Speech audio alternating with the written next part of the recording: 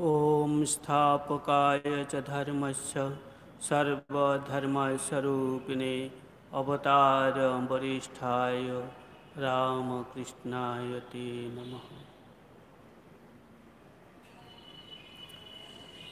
আমরা স্বামী শিবানন্দ বাণী থেকে পাঠ ও আলোচনা করছি। আমরা বেলুর মঠের একটি ঘটনা আলোচনা করছি। দিনটি ছিল 13 মে 1929 খ্রিস্টাব্দ। সকালবেলা মহাপুরুষ মহারাজ নিজের ঘরে বসে আছেন। তারপর কয়েকজন সাধু এসে মহাপুরুষ মহারাজকে প্রণাম করল। প্রণাম করে নানা কথাবার্তা চলছে মহারাজের সাথে। তারপর একজন সাধু বলছেন, মহারাজ, এখন আমরা প্রতিদিন সন্ধ্যা আরতির পরে আমরা একটু পাঠ ও আলোচনা করি। এখন আমাদের পাঠ হচ্ছে বেলুর মঠের নিয়মাবলী। স্বামী বিবেকানন্দ এই বেলুর মঠের নিয়মাবলী রচনা করেছেন। সেই নিয়মাবলী থেকে পাঠ ও আলোচনা হচ্ছিল। প্রাচীন সাধুরা সেখানে উপস্থিত থাকতেন। বিভিন্ন জটিল প্রশ্নের মীমাংসা তারাই করে দিতেন। এই কথা শুনে যখন ওই সাধু বললেন, আমরা প্রতিদিন সন্ধ্যা আরতির পরে নিজেদের মধ্যে পাঠ ও আলোচনা করছি, মহাপুরুষ মহারাজ তা শুনে খুব খুশি হলেন। তিনি বলছেন, স্বামীজি তো এই জন্যেই মঠ তৈরি করেছেন, এখানে দিন রাত কি চলবে? পূজা পাঠ ধ্যান জপ এই সমস্ত সব কিছু চলবে, সৎ প্রসঙ্গ আলোচনা হবে। স্বামী বিবেকানন্দ বেলুর মঠ যে তৈরি করেছেন তার অন্যতম কারণ ছিল এখানে সব সময় একটা আধ্যাত্মিক পরিবেশ সৃষ্টি হবে। এখানে সব সময় আধ্যাত্মিক পরিবেশে সাধু ব্রহ্মচারীরা নিজেদের জীবন তৈরি করবে, গৃহী ভক্তরা সেখানে গিয়ে শান্তি লাভ করবে। মহাপুরুষ মহারাজ সেই কথাটি বলছেন। তিনি শুনে বলছেন, তাই হওয়া উচিত। তারপর তিনি বলছেন, সব ঋষি বাক্য স্বামী বিবেকানন্দ যা বলে গেছেন, যে মঠের নিয়মাবলী যে তিনি বলে গেছেন বা আলোচনা করেছেন, তা অ্যাকচুয়ালি ঋষি বাক্য। কেননা স্বামী বিবেকানন্দ ছিলেন দূরদ্রষ্টা ঋষি। তিনি সূত্র আকারে সূত্রের মতো করে এই সমস্ত কথাগুলি বলে গেছেন। সূত্রাকারে তিনি সব বলে গেছেন।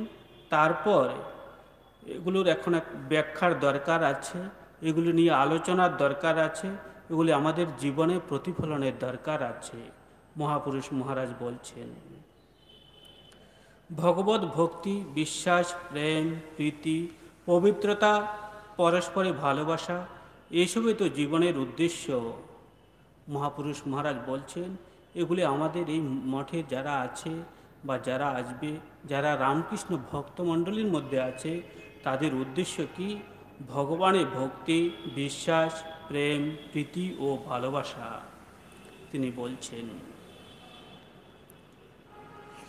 এমন সময় একজন সাধু সেখানে এসে দাঁড়ালেন।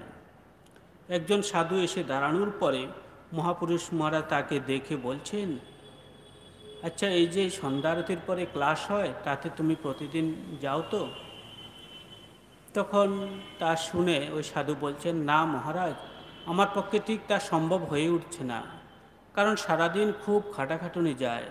তারপর আর এই সমস্ত ক্লাসে অ্যাটেন্ড করতে বা ক্লাসে উপস্থিত থাকতে তখন ভালো লাগে না, তখন একটু ক্লান্ত হয়ে পড়ি।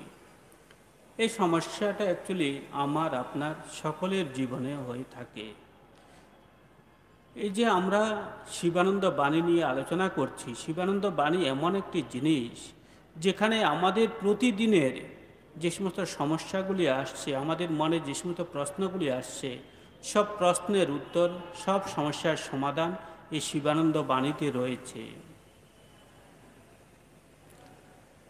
দেখুন, আমরাও সন্ধ্যা সারাদিন খাটাখাটুনির পরে সন্ধ্যার সময় আমরা একটু ক্লান্ত বোধ করি, তখন অনেকেই বলে তখন আর জব ধ্যান করতে ইচ্ছা করে না, কি পড়াশোনা করতে ইচ্ছা করে না।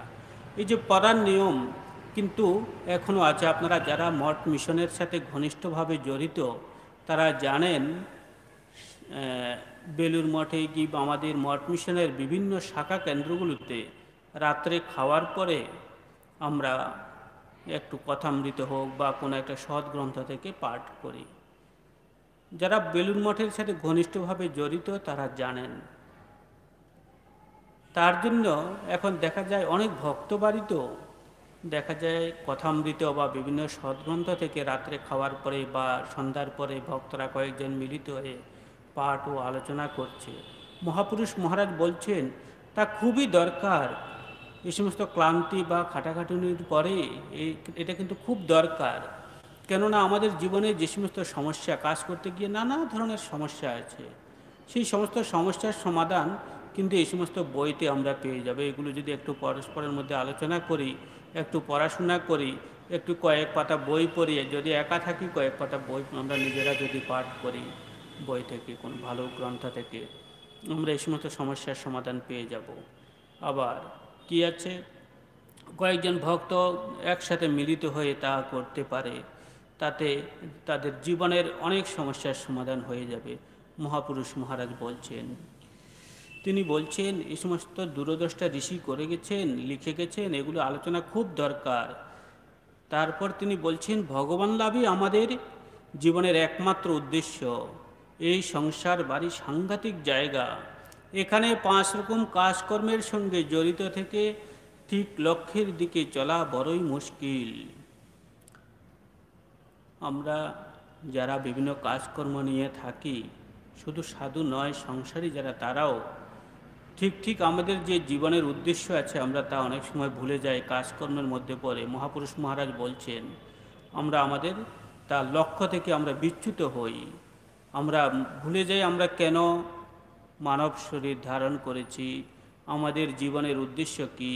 আমাদের জীবনের উদ্দেশ্য যে একমাত্র ভগবান লাভ, সেই কথাটি আমরা ভুলে যাই।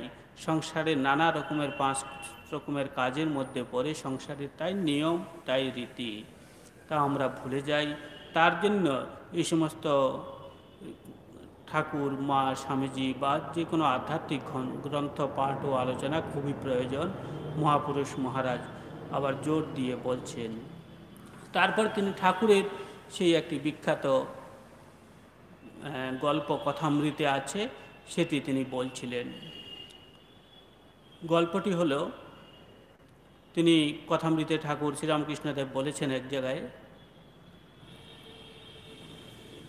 উঁচু আলের উপর দিয়ে যদি কোনো বাবা এবং ছেলে যাচ্ছে, যাওয়ার সময় ছেলে যদি বাবার হাত ধরে যদি সেই আলের উপর দিয়ে যদি যায়, সে কখনো পা ফসকে সে আলের নিচে পড়ে যেতে পারে এবং পড়ার সম্ভাবনা খুবই বেশি। ছেলে যদি বাবার হাত ধরে, তার বিপদের সম্ভাবনা প্রতি পদে পদে থাকে। আর যদি বাবা যদি ছেলের হাত ধরে থাকে, বাবা তো ছেলের হাত ধরে থাকলেও তখন কি হবে, তখন সে উঁচু আলের উপর দিয়ে যাওয়ার সময় সে আর পড়ে যাবে না, বাবা তাকে ধরে নেবেন। ঠাকুর শ্রীরামকৃষ্ণদেব এই সুন্দর একটি গল্প বলছেন। আমাদের সংসার জীবনটা হলো ঠিক তেমনি, ঈশ্বরকে ধরে রাখা মানে বাবাকে ধরে রাখা। ঈশ্বরকে যিনি ধরে এই সংসার জীবনে চলেন বা নানা ধরনের কাজকর্মের মধ্য দিয়ে চলেন, তার পতনের ভয় কম। তাই মহাপুরুষ মহারাজ এই কথাটি বলছিলেন, সবসময় বাবার হাত ধরে অর্থাৎ ঈশ্বরের হাত ধরে কর্মজীবনে এগিয়ে যাওয়ার কথা মহাপুরুষ মহারাজ বলছিলেন। তারপর তিনি বলছিলেন সবসময় ভগবানের কাছে, ঈশ্বরের কাছে কায় মনোভাবকে প্রার্থনা করতে হয়, ঠাকুর তুমি আমাদের হাত ধরে রাখো, আমরা তো দুর্বল, পদে পদেই আমাদের পদস্খলনের সম্ভাবনা, কিন্তু তুমি যদি আমাদের হাত ধরে থাকো তবে আমাদের বাঁচোয়া। সবসময় ভগবানের কাছে প্রার্থনা করতে, ঠাকুর তুমি আমাদের হাত ধরে রাখো, তুমি আমাদের সঠিক পথে পরিচালিত করো। ভগবানের কাছে কাতর প্রার্থনা ছাড়া আর কোনো উপায় নেই। একমাত্র ভগবানের কাছে প্রার্থনা করলে তিনি আমাদের সবসময় হাত ধরে রাখবেন, তিনি আমাদের সঠিক পথে পরিচালিত করবেন, মহাপুরুষ মহারাজ বলছেন। তারপর তিনি বলছেন ভগবান শ্রীরামকৃষ্ণদেব যে এই যুগে এসছেন, তিনি কেন এসছেন? তার আসার কারণ ছিল যুগ ধর্ম সংস্থাপনের জন্য। তিনি আমাদের পথ দেখাবেন বলে তিনি এসেছিলেন, তিনি আমাদের হাত ধরবেন বলে তিনি এসেছিলেন, তিনি আমাদের রক্ষা করবেন বলে এসেছিলেন।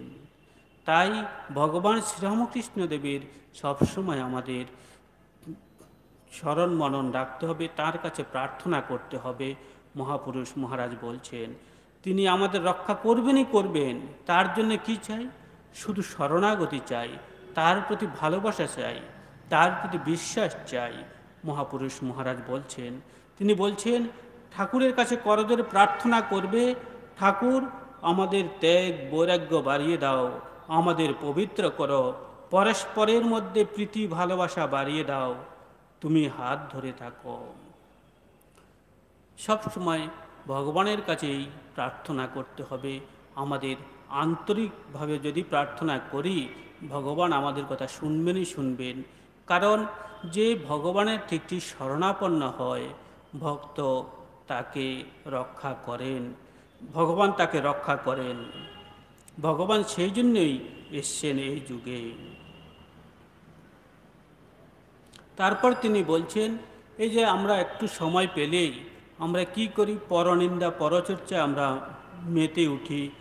তা না করে যখন আমরা একটু সময় পাব, তখন আমরা কি করব? ধ্যান জপ পূজা পাঠ আদি করতে হবে। তারপর ধ্যান জপ পূজা পাঠ আদি তো সবসময় করা যায় না। তার জন্য স্বামী বিবেকানন্দ কি করেছেন? স্বামী বিবেকানন্দ রামকৃষ্ণ মঠ ও মিশনের সাধু, ব্রহ্মচারী এবং ভক্তদের জন্য পথ দেখালেন 4 যোগের সমন্বয়ের। সারাদিন পূজা পাঠ জপ ধ্যান করে তো সাধুরা থাকতে পারবে না বা ভক্তরা থাকতে পারে না। তার জন্য কি দরকার? 4টি যোগের সমন্বয়। একটু কর্ম। কি কর্ম? সৎকর্ম, মানুষের সেবা, মানুষের উপকার, একটু ভালো কর্ম, ভালো কাজ করার কথা বলছেন, ভক্তির কথা বলছেন। সারাদিন পূজা, বিভিন্ন কিছু পূজা প্রার্থনা, সদ্গ্রন্থ আলোচনা, এই সমস্তগুলো। তারপর কি আছে? জ্ঞানের কথা বলছেন। সেই জ্ঞান যোগের মানে ভগবানের ভগবান যে একমাত্র সত্য, তার জন্য দৃঢ় বিশ্বাসের জন্য সেই শাস্ত্রের আলোচনা, শাস্ত্রের কথার আমাদের বিশ্বাস আনার কথা, বা সদ্গ্রন্থ পাঠের মাধ্যমে আমাদের দৃঢ় বিশ্বাস অর্জনের কথা বলা হয়েছে। তারপর যোগ, সেই রাজযোগ মানে ধ্যান, গভীর ধ্যানের মাধ্যমে ঈশ্বরের কৃপা লাভ, ঈশ্বরের সান্নিধ্য লাভের কথা বলা হয়েছে। আসলে সারা দিন মহাপুরুষ মহারাজ বলছেন এই যে সারাদিন পূজা পাঠ নিয়ে থাকতে পারবে না, যখন একটু সময় পাবে তখন এই সমস্ত এগুলো করতে হবে। স্বামী বিবেকানন্দ সেই কথাটিকে সুন্দরভাবে বলেছেন। কি বলেছেন? 4 যোগের সমন্বয়। আর মহাপুরুষ মহারাজ সরলভাবে বলছেন, কি বলছেন? সারাদিন পূজা পাঠের পরে চুপচাপ করে বসে না থেকে একটু তাকে স্মরণ মনন করো, একটু সদ্গ্রন্থ আলোচনা করো, একটু কিছু ভালো কাজ নিয়ে থাকো। একই কথা স্বামী বিবেকানন্দ একটু সুন্দরভাবে সাজিয়ে বলেছেন 4 যোগের সমন্বয়ের কথা। আমাদের 4 যোগের সমন্বয়ে আমরা যদি চলি, সারাদিন একঘেয়েমি একটা কাজ নিয়ে আমরা সারাদিন জব ধ্যান নিয়ে থাকতে পারবো না। কি আমরা সারাদিন কাজকর্ম নিয়ে থাকলে ঈশ্বরকে ভুলে যাব? তার জন্য সেই 4 যোগের সমন্বয়ে আমাদের দৈনন্দিন জীবনে এগিয়ে যেতে হবে, তা স্বামী বিবেকানন্দ বলেছেন। আর মহাপুরুষ মহারাজও সেই কথাটি সুন্দরভাবে সহজ সরলভাবে আমাদের সামনে তুলে ধরেছেন। এরপর আমরা বেলুর মঠের আরেকটি ঘটনা নিয়ে আলোচনা করছি। 23শে মে 1929, সেদিন ছিল বুদ্ধ পূর্ণিমা। বুদ্ধ পূর্ণিমার দিন সাধারণত বেলুড় মঠে কি হয়ে থাকে আপনারা সবাই জানেন। বুদ্ধদেবের সুন্দর ছবি সাজানো হয়, সেখানে বুদ্ধদেবকে সুন্দরভাবে সাজানোর পরে পত্রপুষ্প ফুল মাল্যাদি দ্বারা সাজানো হয়েছে ওই বছরটিও। সাজানোর পরে পূজা টুজা যা হওয়ার হয়, তারপর সন্ধ্যার পরে একটু পাঠ ও আলোচনা হয়ে থাকে। বেলুড় মঠে এখনও সেই ধারা বর্তমান, সেই ধারা এখনও চলে আসছে। কি আছে, সারাদিন পূজা পাঠের পরে তারপর সন্ধ্যার পরে একটু বাংলা এবং ইংরেজি থেকে স্বামী শুদ্ধানন্দজি মহারাজ পাঠ করলেন। স্বামী শুদ্ধানন্দজি মহারাজ বাংলায় আর আরেকজন সন্ন্যাসী ইংরেজিতে বুদ্ধদেবের জীবনী ও বাণী নিয়ে আলোচনা করলেন। তারপর রাত্রে প্রসাদের পর স্বামী ওঙ্কারানন্দজি মহারাজ মহাপুরুষ মহারাজের ঘরে গেলেন। যাওয়ার পর বললেন, মহারাজ আজকের দিনটি খুব সুন্দর দিন, আজ তো বৌদ্ধ পূর্ণিমা, খুব বিশেষ দিন। আপনারা সবাই জানেন বুদ্ধদেব স্বামীজির খুবই প্রিয় ছিল। তিনি বুদ্ধের দর্শন পেয়েছিলেন এই বাড়িতে, স্বামীজির এই পৈতৃক ভিটায় বসে ছাত্র অবস্থায়। তার পড়ার ঘরে তিনি বুদ্ধের দর্শন পেয়েছিলেন স্বামী বিবেকানন্দ। তিনি তখন প্রথম চিনতেই পারেননি, তিনি ভয়ে পালিয়ে গেছিলেন, ঘর থেকে বেরিয়ে পড়েছিলেন। কিন্তু পরক্ষণে আবার তিনি বুঝতে পারলেন না, ইনি কোনো ভগবান। তারপর ছুটে গিয়ে তারপর আবার যখন গেলেন তখন আর কিছু নেই। পরবর্তী সময় স্বামী বিবেকানন্দ বলতেন তিনি হয়তো বুদ্ধেরই দর্শন পেয়েছিলেন সেদিন। বুদ্ধ স্বামী বিবেকানন্দের খুবই প্রিয় ছিল। বেলুড় মঠে এই দিনটি একটা আলাদা মাহাত্ম্য আছে। স্বামী ওঙ্কারানন্দজি মহারাজ মহাপুরুষ মহারাজকে সেই কথাটি বলছিলেন, আজ দিনটি খুব বিশেষ দিন। মহাপুরুষ মহারাজ শুনে বলছেন, হ্যাঁ ঠিক বলেছ, আজ দিনটি খুব সুন্দর দিন। তারপর মহাপুরুষ মহারাজ জিজ্ঞাসা করলেন স্বামী ওঙ্কারানন্দজি মহারাজকে, জুড়াইতে চাই কোথায় জুড়াই, কোথা হতে আসি কোথা ভেসে যাই, এই গানটি কি গাওয়া হয়েছিল? তখন স্বামী ওঙ্কারানন্দজি মহারাজ বললেন, না, এই গানটি গাওয়া হয়নি, কেউ এই গানটি জানেন না। তখন কারো জানা ছিল না। তখন মহাপুরুষ মহারাজ নিজেই সুর করে গাইতে লাগলেন, এই গানটি নিজেই গাইলেন।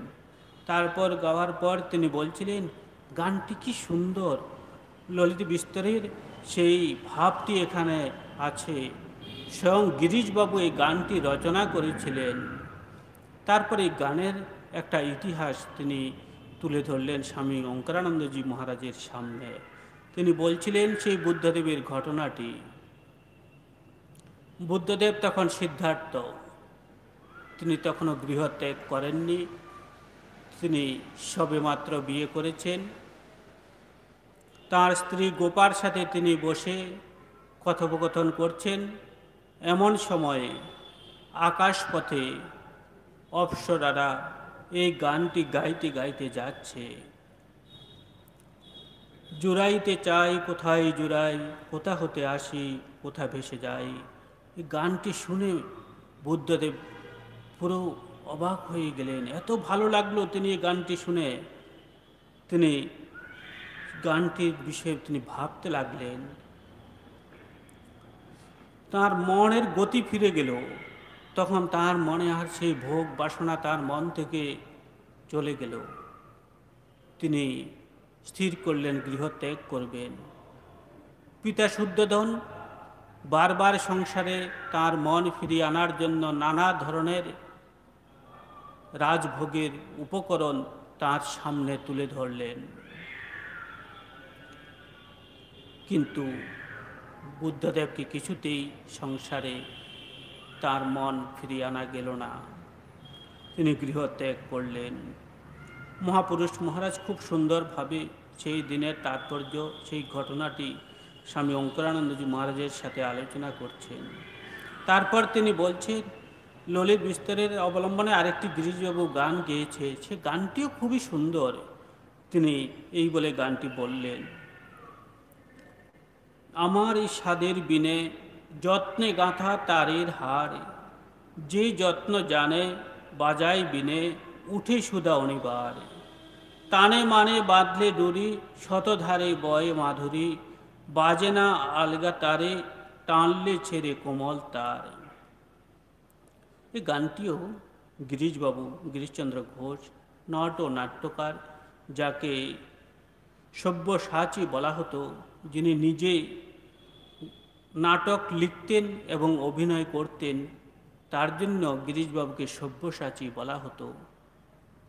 আমরা জানি অর্জুনকে অ্যাকচুয়ালি সব্যসাচী বলা হতো কারণ তিনি দুই হাতে অস্ত্র পরিচালনা করতে পারতেন, আর গিরিশবাবু নিজে লেখক এবং আবার নিজেই অভিনয় করতেন বলে তাকে সব্যসাচী, বাংলা সাহিত্যের সব্যসাচী নামে আখ্যা দেওয়া হয়েছিল তাকে। তিনি এই গানটি সুন্দরভাবে লিখেছেন। তিনি লিখেছেন, আমার এই স্বাদের বিনে। অ্যাকচুয়ালি বীণাতে কি থাকে, খুব যারা গান করে, যারা বীণা বাজায়, তাদের খুবই প্রিয় এই বীণা, যে যন্ত্র বাজায় সে তার কাছে সেই যন্ত্রটি খুবই প্রিয়, তাই এখানে স্বাদের বলা হয়েছে। এই স্বাদের বীণে যত্নের গাঁথা তার, তার যে তারগুলো খুব যত্ন সহকারে গাঁথা থাকে, ওটাই তো তার জীবন। সে যে যত্ন জানে সে কি করে খুব আস্তে আস্তে সুন্দর করে বাজায়, তারপর খুব সুধা বের হয়ে আসে, অমৃত বের হয়ে আসে। সে যে গানের বিভিন্ন গানের সুরগুলো যে বেরিয়ে আসে, তা সুধার মতো, অমৃতের মতো, মধুর মতো লাগে। যে জানে সেই একমাত্র সেই মধুর সুধাটা তুলে আনতে পারে বীণা থেকে। যে বাজাতে জানে, যে বাজাতে জানে না তার পক্ষে সম্ভব নয় এই সেই সুধা বের করে আনা, সেই মধুর সুর বের করে আনা সম্ভব নয়। টানে মানে বাঁধলে ডুরি, টান মানে শরীর, আর মনের সাথে ডুরি বাঁধলে, একসাথে সংযোগ হলে একমাত্র শতধারে বয় মাধুরী। শতধারে এই সমস্ত মাধুরী বের হয়ে আসবে, এই সমস্ত মধুর সুর বের হয়ে আসবে।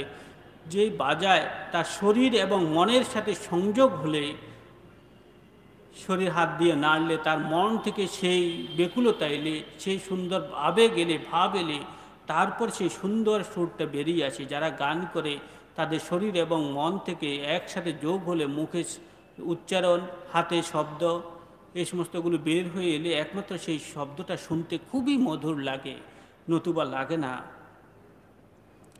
বাজে না আলগা তারে টানলে ছেড়ে কোমল তার, নতুবা কি হয়, আর যদি এই সমস্ত সেই ভাব, সেই বিশ্বাস, সেই ভালোবাসাটুকু যদি না থাকে, তাহলে সে তার জোর করে ধুমধাম করে আমার মতো লোক যদি বাজায়, তাহলে চট করে ছিঁড়ে যাবে, সে কোমল তার ছিঁড়ে যাবে। সেটা তো ভালোবাসা চাই, সে জানা চাই, সে আন্তরিকতা চাই। এটা একটা অর্থ। বাকি অর্থ কি, আমাদের যারা আমরা ঈশ্বরের কাছে সান্নিধ্যে আসতে চাই, তাদের কি প্রয়োজন, সেই স্বাদের বীণের মতো আমাদের খুব যত্ন সহকারে ঈশ্বরের জীবন নিয়ে, ঈশ্বরের পবিত্র আলোচনা নিয়ে, ঈশ্বরের কথা নিয়ে, ঈশ্বরের ধ্যান নিয়ে, ঈশ্বরের কথা চিন্তা করে আমাদের চলতে হবে। তারপর আমাদের মন থেকে সেই ঈশ্বরের সেই ভাবটি আসবে। শরীর এবং মনের সাথে যদি আমাদের সেই ভাবটি যুক্ত হয়, তখন আমাদের সেই ভগবানের প্রতি ভালোবাসাটুকু আসবে, নতুবা আমাদের সেই ভালোবাসা আসবে না। সেই বীণার মতো ছিঁড়ে ছারকার হয়ে যাবে, আমাদের শরীর মন বিক্ষিপ্ত হয়ে পড়বে। কি সুন্দর ভাব গিরিশবাবু এই সুন্দরভাবে রচনা করেছেন। মহাপুরুষ মহারাজ বলছেন, এ আমার কথা নয়, খুব সুন্দর কথা। তারপর তিনি বলছেন, কি ত্যাগ, বৈরাগ্য, তপস্যা। ভগবান যখন জগতে আসেন, তখন আধ্যাত্মিকতার একটা স্রোত বইতে থাকে। বহু লোক জ্ঞানালোক পেয়ে ধন্য হয়, বহু লোক পরিত্রাণ পায়। ভগবান শ্রীরামকৃষ্ণদেব যখন এসেছিলেন, তখন একটা আধ্যাত্মিক পুরো পরিমণ্ডল তৈরি হয়েছিল। মথুরবাবু, নটি বিনোদিনী ইত্যাদি ইত্যাদির মতো, রসিক মেথরের মতো সবাই ঠাকুরের পাদস্পর্শে, ঠাকুরের কৃপায় উদ্ধার হয়েছিল। তারা ঈশ্বরের কৃপা পেয়েছিল। একটা শুধু যে যারা ধার্মিক তারা পেয়েছে তা নয়, ওনাদের মতো সবাই পেয়েছিল। যাদের পূর্ব জন্মের সংস্কার ছিল তারাও সবাই পেয়েছে। এই যে একটা সুন্দর ভাব মহাপুরুষ মহারাজ তুলে ধরেছেন। তারপর স্বামী ওঙ্কারানন্দজি মহারাজ আবার সেই বুদ্ধদেবের প্রসঙ্গে ফিরে এসছেন। তিনি বলছেন, পরেশনাথ পাহাড়ে 24-25 জন ভিক্ষু সিদ্ধি লাভ করেছিলেন। তার মধ্যে 15-16 জন ছিলেন জৈন ধর্মের, বাকি সবাই বৌদ্ধ ধর্মের ছিলেন।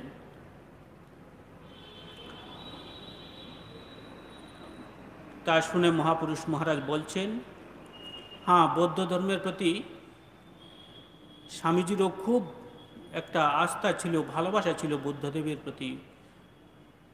তারপর তিনি বলছেন সেই কাশীপুরের একটি ঘটনা। ঠাকুর শ্রীরামকৃষ্ণদেব যখন অসুস্থ কাশীপুরে আছেন, তখন বুদ্ধদেবের কথা প্রায় আলোচনা হতো ঠাকুরের ত্যাগী সন্তানদের মধ্যে, নিজেদের মধ্যে আলোচনা হতো। কিন্তু স্বামীজি খুব কম বলতেন। স্বামীজি অন্যদের বলতেন, তোরা বল তোরা বল, অন্যদের উস্কে দিতেন, সবার কাছ থেকে তিনি শুনতেন। আবার মাঝে মাঝে এগুলো শুনে নিজেদের মধ্যে একটু হাসাহাসি করতেন, নিজেদের মধ্যে একটু যে গুরুগম্ভীর ভাব তা একটু হালকা করে দিতেন তিনি।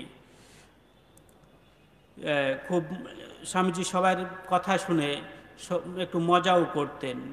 এখানে বলছে কখনো কখনো এমনও বলেছেন যে তাদের সেই যে বুদ্ধির সেই ভাব তাদের মধ্যে এমন ছিল, শরীর বুদ্ধি আনাও অন্যায়, ওতে ধ্যানের ব্যাঘাত ঘটে, ঈশ্বরের ভাবনা মনকে নির্বিষয় হতে দেয় না। খালি মুখে যে ওরূপ বলতেন তা নয়। তারা কি করতেন, সবসময় সুখদেবের মতো ঠাকুর শ্রীরামকৃষ্ণদেব যখন নরেন্দ্রনাথকে একবার জিজ্ঞাসা করছেন, তুমি কি হতে চাও?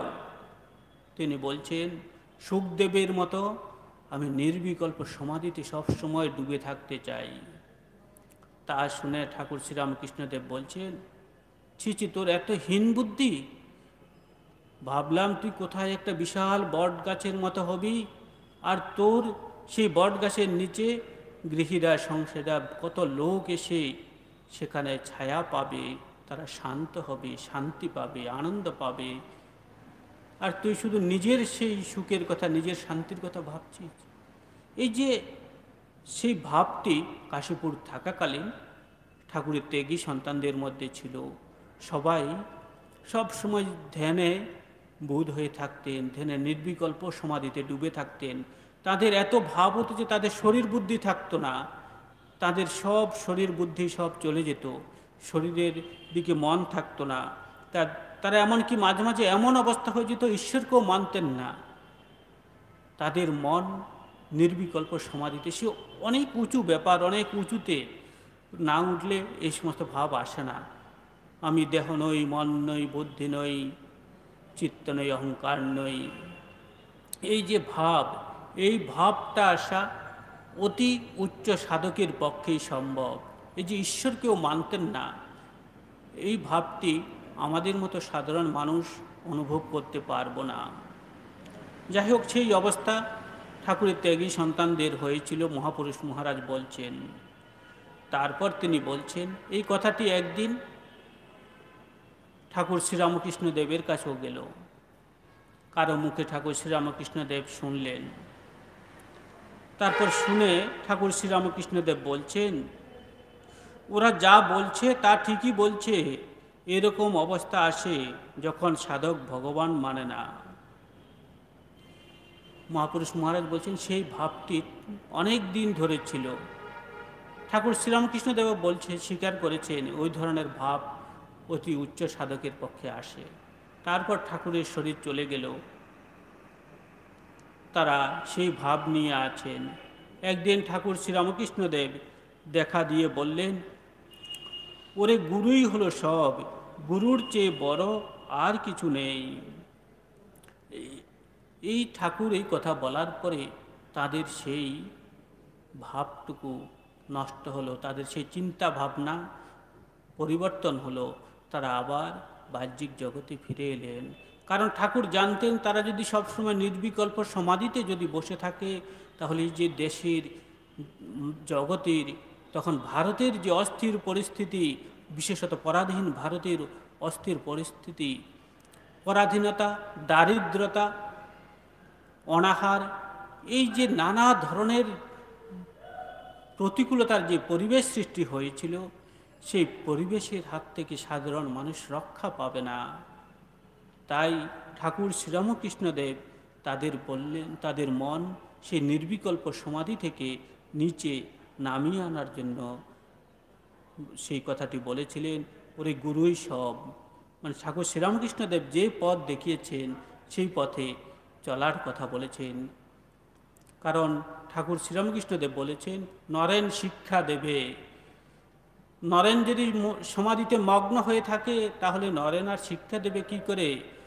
তিনি যদি সেই সুখদেবের মতো নির্বিকল্প সমাধিতে নিমগ্ন হয়ে থাকতেন, তাহলে তো তার পক্ষে সেই আমেরিকা যাওয়া হতো না, তার পক্ষে হিন্দু ধর্মের মাথা উঁচু করানো সম্ভব হতো না। তাই ঠাকুর শ্রীরামকৃষ্ণদেব সেই নিজের প্রদর্শিত পথে চলার কথা আবার স্মরণ করিয়ে দিলেন। তারা সেই উচ্চ অবস্থা থেকে নিচে নেমে এলেন।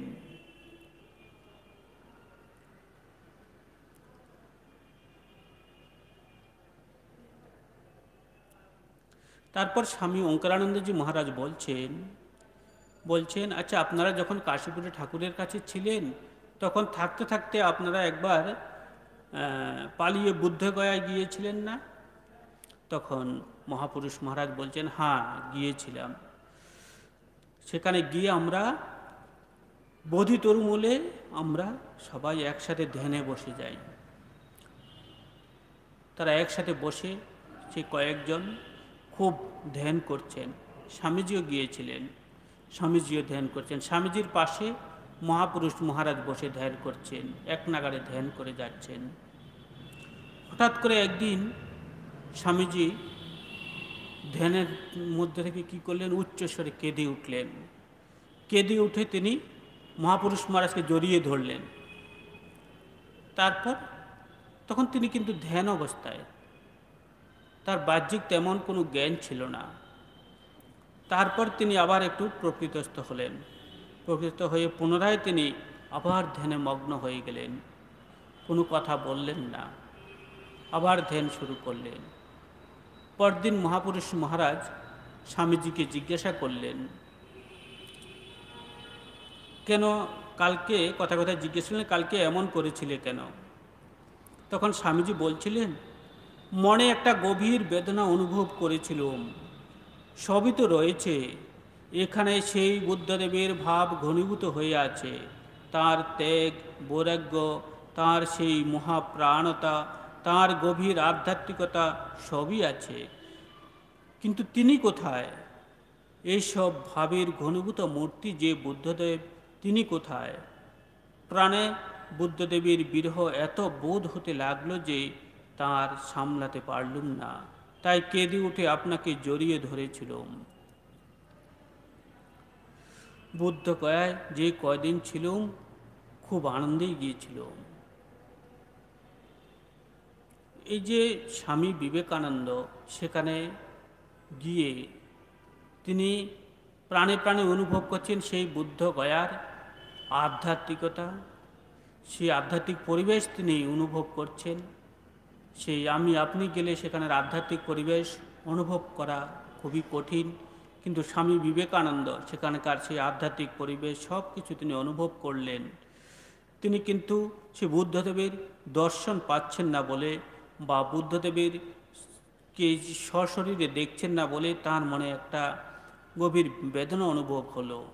সেই বেদনা থেকে, সেই দুঃখ থেকে তিনি মহাপুরুষ মহারাজকে সেদিন জড়িয়ে ধরেছিলেন। সে অতি উচ্চ ভাবের বিষয়, সে ভাব সম্পর্কে আমাদের স্বামী বিবেকানন্দ সেদিন কি অবস্থায় ছিলেন, কি ভাবে ছিলেন, সেই সম্পর্কে আমাদের বোঝা বা ধারণা করা আমাদের মতো সাধারণ মানুষের বুদ্ধির অগম্য। তারপর স্বামী ওঙ্কারানন্দজি মহারাজ আবার বলছেন, বুদ্ধগয়া যেখানে বুদ্ধদেব পায়চারি করতেন সেখানে শ্বেত পাথরের পদ্ম করে রাখা আছে। তা শুনে মহাপুরুষ মহারাজ বলছেন, হ্যাঁ ঠিক, বুদ্ধদেব যেদিন সিদ্ধি লাভ করলেন সেদিন তিনি সারা রাত আনন্দে আর ঘুমাতে পারেননি। সারা রাত তিনি আনন্দে এত আত্মহারা হয়ে পড়েছিলেন যে সারা রাত তিনি পায়চারি করছিলেন। সিদ্ধি লাভের পর এত আনন্দ হয়েছিল তার।